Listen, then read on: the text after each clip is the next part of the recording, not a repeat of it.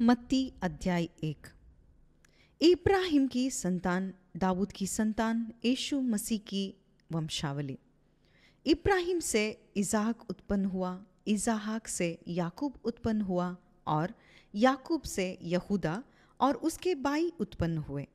यहूदा से फिरसी और यहूदा और तामर से जोहर उत्पन्न हुआ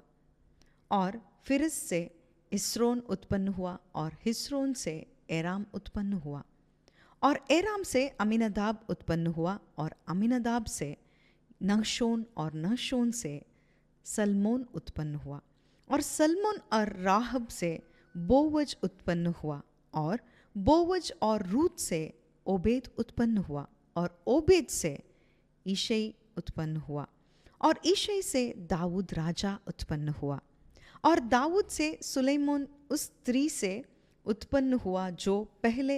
उरिया की पत्नी थी और सुलैमान से रहबाम उत्पन्न हुआ और रहबाम से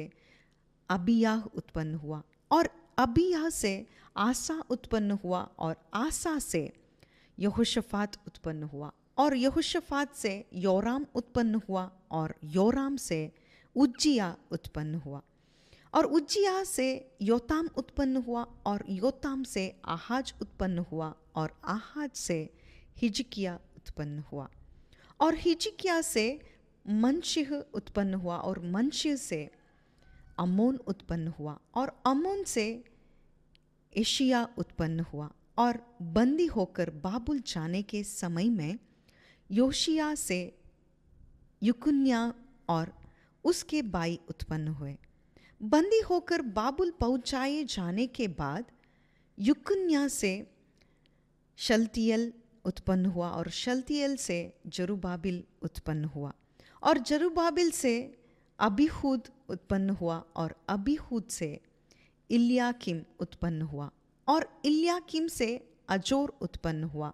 और अजोर से सदोक उत्पन्न हुआ और सदोक से आकीम उत्पन्न हुआ और आकीम से यह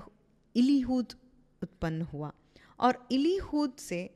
इलियाजर उत्पन्न हुआ और इलियाजर से मत्तान उत्पन्न हुआ और मत्तान से याकूब उत्पन्न हुआ और याकूब से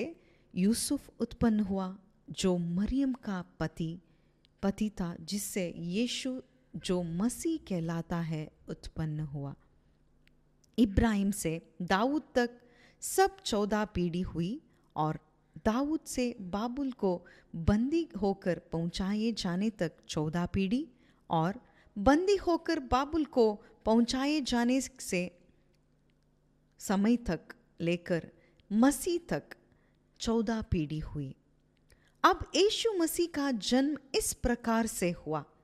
कि जब उसकी माता मरियम की मंगनी यूसुफ से हो गई तो उनके इकट्ठे होने के पहले से वह पवित्र आत्मा की ओर से गर्भवती पाई गई। सो उसके पति यूसुफ ने, जो धर्मी था और उसे बदनाम करना नहीं चाहता था,